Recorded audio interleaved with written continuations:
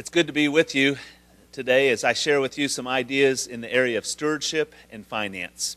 Phil Rhodes asked if I would just share some of the lessons that I've learned over the years, and it's a privilege and honor to share those ideas with you. I have to give credit where credit is due. I am sure that I have plagiarized most of these ideas from others who are further than I am today and in places where I want to be. And I want to give credit to everyone who is smarter than I am. And so that's probably everyone. But these are some of the lessons that I've learned over the years, and I just am going to share those with you. And so sit back, enjoy, and I'm just going to kind of do the shotgun effect with lots of different ideas. But what I've done today is I've categorized into three different areas in the area of finance. The first one is the receiving of funds. The second one is the spending of those funds. And the last area that we'll talk about today is the processing of those funds. Receiving funds. Tithing. The idea that God has given to each one of us as the ministry church leaders, the idea of sharing with people the opportunity to worship Him with tithes and with offerings, with our first fruit gifts. Malachi chapter 3, verse 10, we all understand the concept of bringing the whole tithe into the storehouse. And let's be really honest, if that were to take place with all of our members, we wouldn't have to have more ideas in the area of receiving funds. We would just be managing those funds, and in fact, we are just stewards of those funds. And so I think about that, and I think about the tithing. We've got to keep that before our folk to help them understand that this is an opportunity that they're able to worship the Lord with. And so as we talk about that, as we talk about receiving offerings and giving people opportunity, I'm going to just share some ideas with you. Number one is this: people give to vision. Now we understand that oftentimes when we make needs known, people will give to the need. However, we have to own this idea. Needs only last so long, but when we cast vision, people have an opportunity to give where they believe that they're going to make a difference with the resources that God has entrusted to them.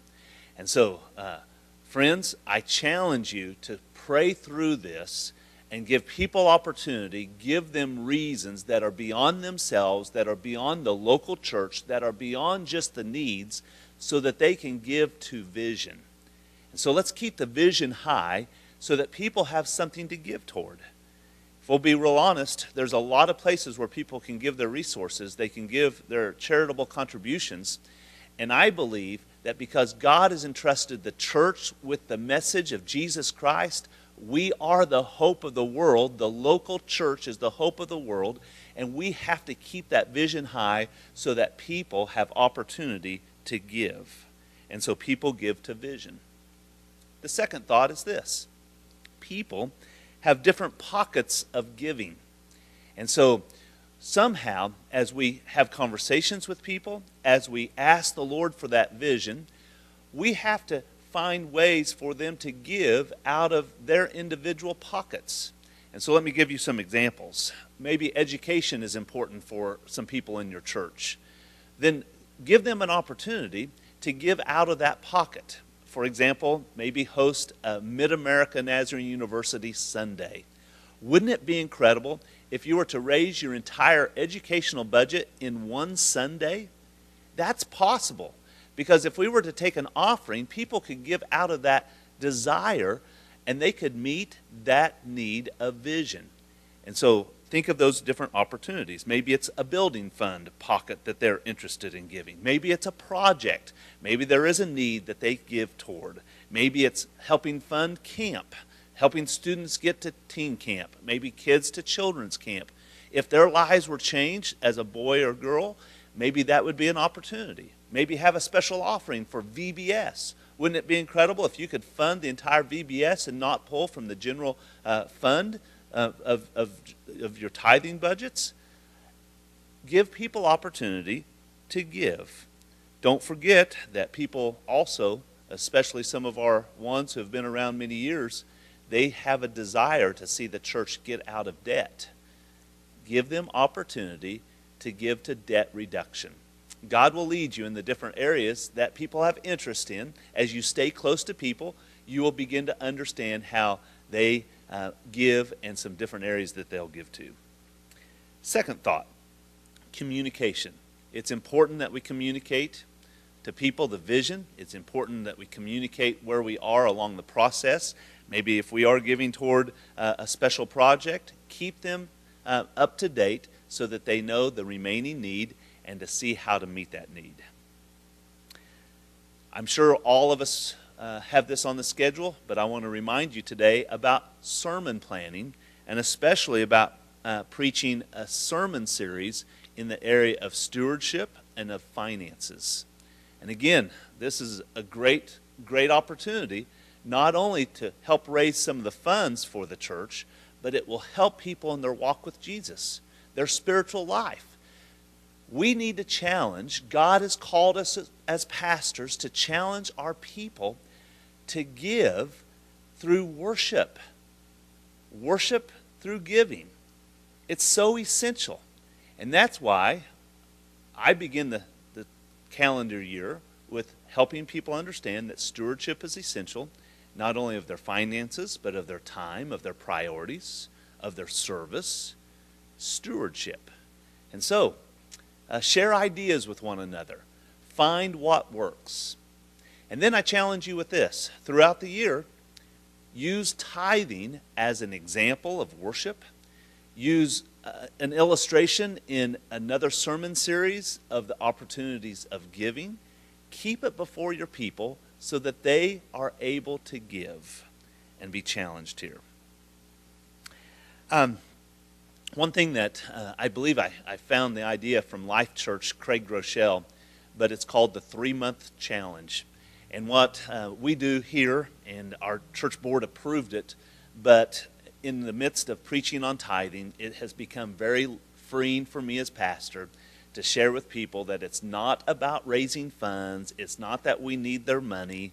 God owns the cattle on 1,000 hills, but it's important for them to tithe as they honor the Lord. And so to help with that, we offer a 3-month challenge. And so for new tithing families, we give them opportunity to sign a commitment card that for the next 3 months they will commit to tithe. And at the end of those 3 months, if they do not feel like the Lord has blessed them, that we will give those funds back to them. And so we place those funds into a savings account. We keep track of those. And at the end of 3 months, we would honor that request. As you can guess, we've never had anyone request those funds back. But it has been very freeing for me to share with them that challenge. Because again, it's not about the dollar. It's about worship. And so the 3-month challenge. Some other things to keep on the radar. Make sure that you have opportunities in small group settings to teach about stewardship. And so maybe during that sermon series, let them process how they're able to honor the Lord. Oftentimes when they hear it from one another, it means so much more than when they hear it from the pulpit. And God is able to use those small group settings. You can offer classes such as Financial Peace University, and there's many other great stewardship series that you could have classes concerning finances. But during FPU, God has used that to really speak into lives, and it's during that class that the light bulb turns on and people are able to see that they can honor the Lord with their finances. I want to remind you, be sure and celebrate the victories, especially maybe if you're raising funds and you've set a goal before the congregation. Maybe it is that MNU Sunday, or maybe it's receiving the building project funds for a mission trip. Be sure and celebrate those. We've done things such as a pizza party or a banana splits time at fellowship after church. We do some wild and crazy things that are just fun at the conclusion of some of those great giving opportunities, just to celebrate. All right, campaigns. There's lots of opinions and different ideas, But I want to challenge you with the idea of keeping campaigns before your congregation.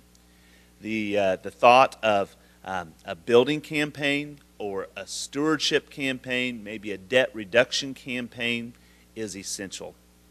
What I have found is that a church is able to raise the amount of an annual giving, and so raise for all purposes, that you're able to raise that amount in addition to your regular tithes and offerings if you were to offer a 3-year campaign.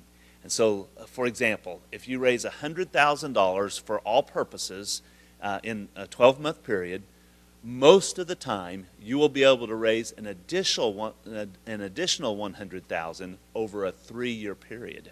Now, there's different ideas there, and what works for you may be different.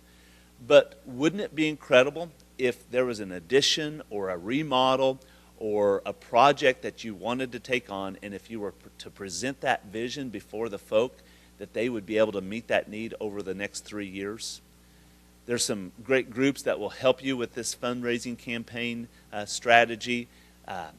So seek those helps. Maybe there's a fellow pastor that you can have conversation with that have ideas. We've done some campaigns here. We've used other groups to help us. We've done some in-house, and they've all worked. All I know is that on the mountain of God, God will provide. Remember the story of Abraham and Isaac? God provided. And when we share the vision with our congregation, keeping the seeking of souls the center, people will give to that vision. But we've got to make the need known to them. I wrote down the word sacrifice. I want to pause for a moment and just share this. Pastors, we have to lead the way. If we're going to ask others to give above and beyond, then we have to give above and beyond. We've got to be faithful in our tithes and our offerings as well. But I've also seen some pastors who have sacrificially given to the point where they have not jeopardized, but they have at least rearranged their own personal finances for the sake of the kingdom. And that's incredible. We probably have all done that from time to time. But I want to challenge you, if you're going to do that, make sure that the rest of the congregation joins you in doing the same. So I've heard of pastors taking salary cuts. That's very commendable. But in the midst of that, if leadership is going to allow that to take place, then leadership needs to step up to the plate and begin to give sacrificially out of their resources as well. And so we're working together in this. It's incredible. Receiving funds, so important. As pastors, it is our responsibility. We need to own the fact that God has called us to further the kingdom, and as a part of that, we have to receive funds. Second area that I want to talk to us today about, spending of those funds. It's a lot of work, but it will become very liberating if at the beginning of the church year, you will establish a church budget. And so if you've never done one before, reach out for some help. You're welcome to call. I'll help you. There's other pastors who have done this. Maybe you have a person in your church that through their business or through their work experience, they could help you with that. But you look at previous expenses and calendar years, and you look back to see where the funds have gone, and then you look forward to the future to see how you can budget those funds so that you meet the vision that you cast for the congregation. And so what becomes so freeing in this is you don't have to deal with budgeting items month to month if you set a budget from the very beginning. And so you communicate clearly with the church board, especially if they're not used to this process. But at the beginning, they give the finance committee, you as pastor, staff, volunteer staff, to be able to spend their budget amount, as long as the funds are there, to spend their budget amount without additional approval. Now, we do have some checks and balances along the way. If it's a larger expenditure, we will give approval. Or let's say maybe our income is not keeping up with the expenses. We do reserve the right to maybe push pause on that budget and make sure that everything is in line. But what has happened for us is it's become very freeing for us during the board meetings and through just the everyday expenses of the church. And so a budget on the front end of the church year pays great dividends. As I think about that, I also want to say this: don't penalize a department or maybe a staff position who has a budget. Don't penalize them if they don't spend all of their budget, this year's budget. Don't penalize them by reducing their budget for next year. Give them permission to save some funds from this year to maybe be in addition to next year's budget. And so too many organizations say you either got to spend it or lose it. Well, don't penalize them for being conservative in their spending, but challenge them to spend out of vision. As a part of budgeting, there's two types of expenses. One is discretionary expenses, and the second are indiscretionary expenses. Let's talk about that for a moment. Indiscretionary expenses are expenses that have to take place every month. Building payments, utility payments, salaries, budgets, those kind of things. Our district superintendent's Christmas fund. Yes, I'm trying to earn brownie points there. But I think you understand what I'm talking about. Those expenses that take place, those are indiscretionary expenses. And so those expenses take place in order to keep the church doors open. And then there's a second type of expenses that are called discretionary expenses. And so there's a long list that we could put to that as well. Donuts for the coffee bar, maybe the pizza party, the church fellowships, some of those things that do not have to be spent in order to keep the church doors open. And so what we have done during the seasons when finances are tight, or we're wanting to make sure that we're funneling as many funds to the different projects or division as necessary, we have approved the indiscretionary expenses in that budget process, but then we approve the discretionary expenses as long as there's funds available. And so it's just a great process, saying, okay, these expenses we have to have, but these expenses we could maybe wait a little bit on.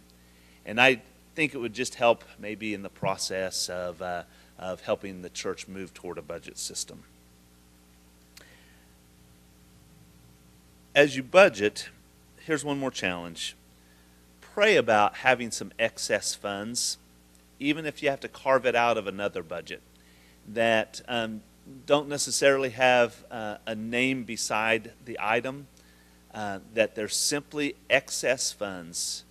All I know is that throughout the year, when I see God working in an area, I want to join Him in that area.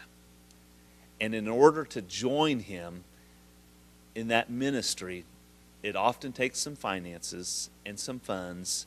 And if you were to have an excess, maybe some funds that are simply just God's dream fund, so that when you see an area where He's working, you can join Him. And so it's just a thought that we try to make a part of our budget as well. And so spending of funds. The last area will be the processing of funds. It's important to have high accountability and high integrity in this area. I'm sure that you already have the systems in place to make sure that the offerings are received properly, that there's two people that's always with those funds. For example, when you take them to the safe or to the bank to deposit those funds, the offering through the service, making sure that those funds, the monies received, are kept safe. A few years ago, there was a book called Not Your Parents' Offering Plate. I trust you've maybe read that. If you haven't, try to get a copy. But he has some great ideas in that book, and one of the ideas was maybe transitioning from an offering plate to an offering bucket so that it's deeper, so that there's maybe a little more privacy when people put their funds in. And we've done that, and I believe it's helped us to receive the funds.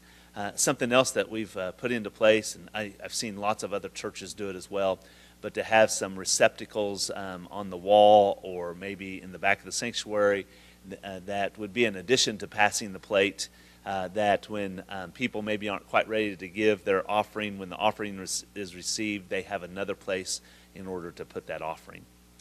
As we're talking about offerings, I want to address this as well. If you don't have online giving as a part for people to be able to give, I beg you to establish a place where they can give online. And whether it's through a bank draft or through credit card, online giving, the debit account, it's essential. And it's not just about receiving the funds, but it's providing an opportunity for our younger generation to be able to worship the Lord with their tithes and offerings. I don't know if you've realized it, but lots of our younger people don't carry cash. They don't use a checkbook, but they have their card. They're able to give. And if we don't provide an opportunity for them to give, they are not able to worship the Lord the way that they need to worship Him. And so online giving is essential. Finance reports and finance committee. I trust you already have this in place, but as a part of our church board meetings, we have a finance committee that looks over all of the finances. They, again, using the budgeting process, they don't micromanage it, but they look over the finances so that we have integrity with the rest of the board and with the entire congregation. And so ours have access to every check that's written. Seldom do they ever look at that. Our finance committee has access to that, but if they have a question about maybe a larger expenditure on the budget report, they are able to find that answer. And so our treasurer does a great job leading that and helps us with that. But when I talk about finance reports, that's essential to keep it before our church board each and every month, and then giving a summary to the congregation at the end of the church year. One thing that I'm pretty passionate about here also is keeping some safeguards in place that will help our treasurers, help people who are handling the finances, so that they never have the temptation to maybe take some of those funds for themselves. And so what we do each and every month, in addition to the printed report from our finance, we put our eyes on the actual bank statements each and every month. I personally see the bank statements each and every month. We want to verify that what is being reported to the church board, what the church treasurer says is in the bank is in the bank. And the way that you're able to do that is to verify the bank statements on a monthly basis. We do giving letters to the congregation 3 to 4 times a year. And as a part of that, we include their giving statement year to date, and then include a letter that continues to say thank you. We celebrate, we cast vision. I always tell the stories of people's lives being changed. People will give when they see lives being changed. And so I use names, I use stories so that people understand that transformation is taking place. And it's a great opportunity to thank them. As I think about thank yous, pastors, I challenge you on this one as well. Let's be honest. Every gift is significant. The widow's mite, significant. We understand that. But we also need to realize that God has gifted some people to be able to give in a larger way. And I challenge you to not let those gifts go unnoticed. A simple phone call, a written note, when a significant gift is given, don't wait till year end to write that note.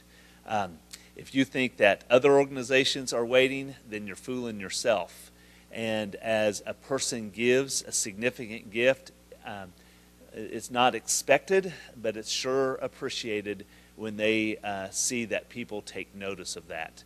And so sometimes I just pick up the phone and say, thank you for your faithfulness. I know you don't give for acknowledgement, but we want you to know that we're going to use those funds the best to build the kingdom of God and to see lives transformed and changed.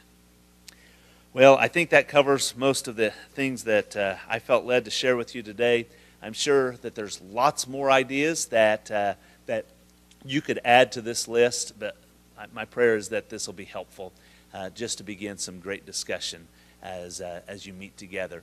So God bless you guys. Let's continue to build the kingdom, and let's continue to be faithful as we work together in ministry.